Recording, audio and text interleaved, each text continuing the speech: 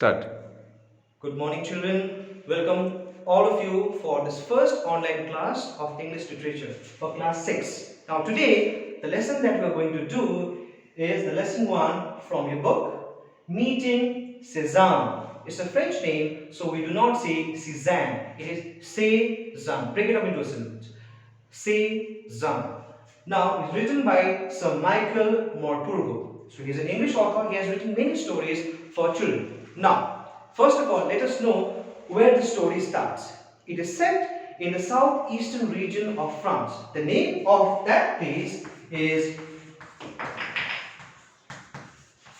though it is written as Vence, it's a French place, so it is pronounced as Provence. Now, there is a small inn in the small village of Provence, which is run by one Uncle Bruno, along with his daughter. Her name is Amandine. It's a French name again. Amandine. If you have to say it according to the French pronunciation, it should be Amandine. But for your better understanding, you can also call her as Amandine. So Amandine and Bruno, the father and daughter, they are running this inn. Now, inn is a restaurant. Now, there is a boy who is the nephew of Uncle Bruno, the owner of this inn. His name is Yannick. He's a young boy. Now, he has to come to stay in this village with his uncle and his niece to spend his summer vacation. Now, in the odd times that he's there, he's helping them with the working of the inn also. He's cleaning the tables, serving the guests, and in odd times he's making some desserts and food also to serve to the guests. So now, what happens? How does the story start? One evening, when the customers have already arrived in the restaurant and they're having their dinner, ordering their food, Amandine is in a rush. She's in a hurry of something. She tells Yannick, please be, quick, do things fast. We have to set the table right. One of our best customers are coming to have dinner along with his other friends. Now Yannick, a young boy, he seems to become curious. He wants to know who that guest is. He wants to know, is he famous? And he asks Amandine, his niece, is the guest famous? She tells, yes, he is famous. And he wants to know more. Gets more curious. He wants to ask, what was he famous for? And he asks her the same question. Yeah, Mandy, could you tell me what is he famous for? Why is he so famous? Why is he the best customer? He has so many questions. But Amandine just shushes her off and says that no. They're so busy. We are so busy. We are doing this work, and there is no time for all these questions. You just get ready. And suddenly, after some time, the customer along with his guests, they arrive inside the inn. They come and sit around the table, and they are served. They have their food, and at the end of the food, Yannick serves the guest and his friends a dessert.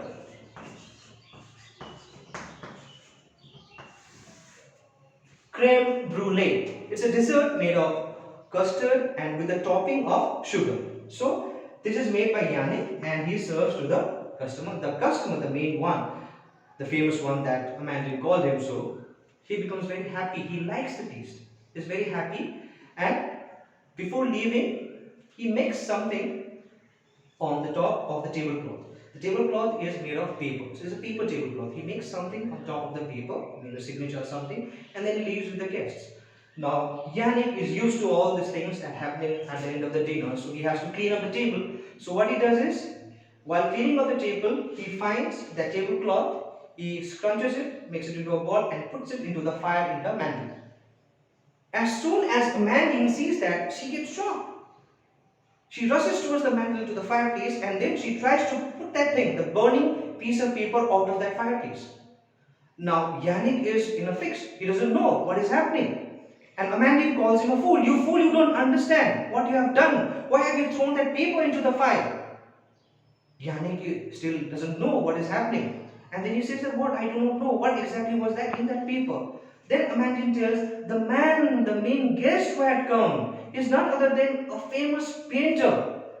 Every time he likes food in my father's inn, at the end of the dinner or at the end of the meal, when he wants to leave a tip, he doesn't do anything. He makes a picture, a drawing on the paper tablecloth and leaves it for him. Now, at this moment, you would be thinking, picture on a tablecloth, on a paper, how is that as a tip? Because we tip money to people, to the waiters and the servers in the restaurants. We all have done that. Your fathers, your mothers, they have done that. Now you've been thinking, why that piece of drawing would be so important as a tip? Now, mind you, the person who was there was a very famous artist.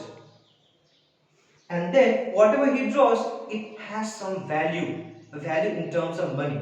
So if he draws something, he doesn't do it all the time. He does it only when he likes the food very much. So if he makes a drawing, that money could be sold for some value, some money. So that was the tip. Now that is why Amandine was very angry. She was very upset with Yannick, and she starts scolding him. And all the guests all around the table, they are listening into this commotion, the argument happening, the scolding that Yannick is receiving from Amandine, and they stay quiet and stop eating. Uncle Bruno hears all this commotion. He comes into the scene and he asks what happened. Then Amandine tells everything, whatever mistake Yannick has done. So Uncle Bruno is also looking very serious. Yannick first thought maybe he would be scolding him. But Uncle Bruno makes the point very clear, asking Amandine that did Yannick know about our guest?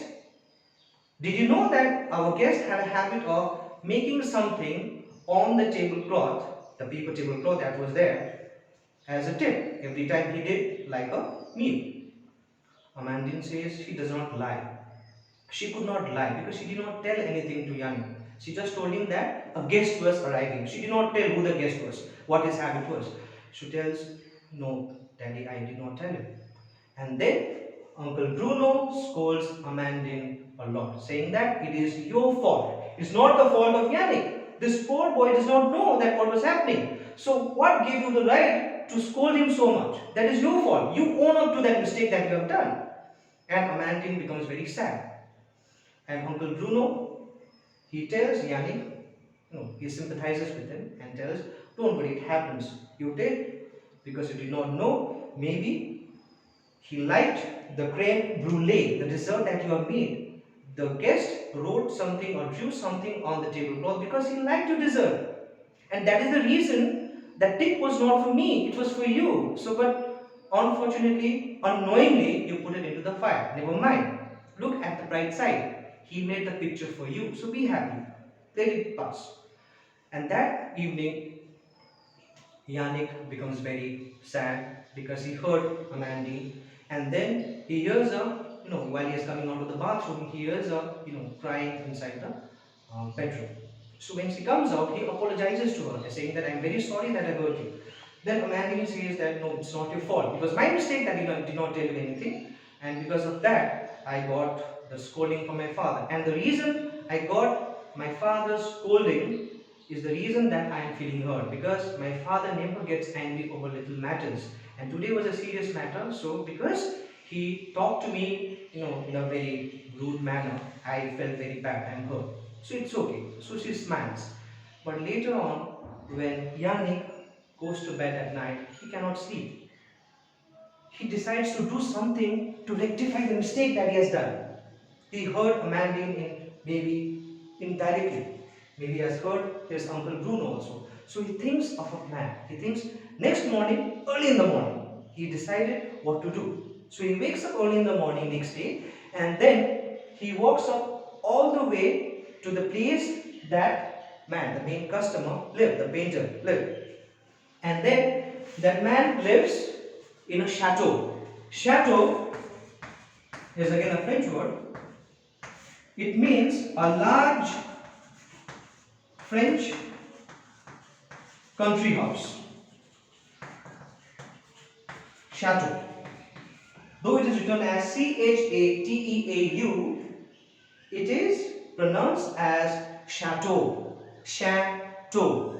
So it is a large French country house. Maybe that man is very well off, is living in a big house. So he walks all the way, he crosses the village and reaches the place where the chateau is located. Now, He waits outside the shadow, outside the gates for some time because there are many people moving about. He wanted to make it very, very, very quiet or silent. He did not want anybody to know about it. So he waits for some time, and the way clears out when nobody was moving about. He climbs up the gate and gets inside the premises of the shadow. And then he walks through the trees and then he looks around. It is surrounded by all lovely trees and woods. And suddenly he sees the painter on the steps, sitting with a canvas in front of him with a picture. He was trying to paint something. He was sitting in the sunshine on the steps and trying to paint something. He reaches there and then the man says, "Hello, young man, why are you here?" And Yannick says that I have come from this inn, and yesterday something had happened after you had gone. And the man said that, "Oh, I remember you from the night. Okay, I had come to that inn." So he knows Uncle Bruno. He says that, "Okay, I can make it up to that. What I can do is, I'll make a picture for your Uncle Bruno if he is feeling sad." And he asked Yannick that, "What do you want me to draw for your uncle?" As soon as he says it, he says, Yevin stops and says, "No, no, no. You don't tell me what your Uncle Bruno likes. You just tell me what you like. What you want me to paint for you." He asks Yannick. And Yannick tells, "I like the picture of sailing boats. Would you like to draw that for me?" And the painter, he says, very happily, he says, "I can do that for you." And he sits down to make the painting. And he takes and he does it, very smoothly, very fast. He doesn't look here and there. He just looks into the picture and then he draws and completes the picture. And then, before that, Yannick always used to think that this man was Cézanne. Now, Cézanne here was a very, very famous and a notable French artist. So he thought this man was Cézanne. When he heard that the guest was a painter, he thought he was Cézanne. And his mother had talked about, he had a picture book, his mother had shown and talked about all the paintings and the portraits drawn by this great painter Cézanne. So he thought that maybe this old man is the painter, that painter himself, Cézanne. And he asked himself, this painter, that, "Are you Cézanne? My mother had told me." The painter looks at him, he gives him a very puzzled, a confused look. And he says that, "I think your mother is very wise. I think she is right, thinking that I am Cézanne." So all this while he's thinking that the painter who is drawing the picture for him, Yannick thinks that he is Cézanne, the famous painter that his mother had talked to him about. But after he completes the picture for him, the sailing boat, at the end of the picture, he signs not Cézanne but Picasso. Picasso, again a French painter. He signs as Picasso and not Cézanne, and that confuses him. So, after he gets the picture, he says that, "Aren't you Cézanne? I thought you were Cézanne. Aren't you Cézanne? Why did you sign Picasso?" And the painter smiles at him and says, "Oh, how I wish I was Cézanne."